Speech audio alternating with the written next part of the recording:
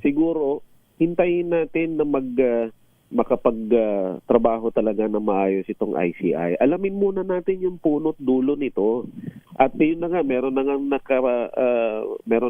i-final, no, sa Kongreso na batas para mas mapalakas at maging kumbaga nakasandal sa batas ang pag-create ng independent commission.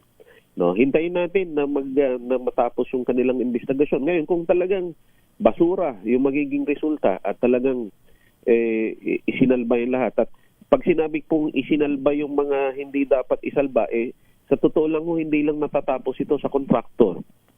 Opo. At hindi lang ho ito natatapos sa district engineer, lalong-lalo na kay Alcantara at kay Bryce. No? Ito po dapat tingnan lahat ng mga distrito. Tingnan lahat ng mga DE, lahat ng mga ADE. At hindi dapat matatapos sa contractor at sa DE. Dapat titingnan din yung mga miyembro ng mababa at mataas na kapulungan. Kasi merong in-insert. Ngayon, sasabihin nila, ibig ba sabihin walang kasalanan ng Pangulo? Kung makikita natin na may kasalanan, definitely dapat mapanagot din. Opo. Pero wag nating kalimutan, kung akong tatanungin mo, Sofia, Yuel, kung political ang pakay ng Pangulo. Siguro, no, and I'm sure, of course, everyone will agree, he's not like, a greenhorn politician. Ibig sabihin, hindi siya bagong politiko, no?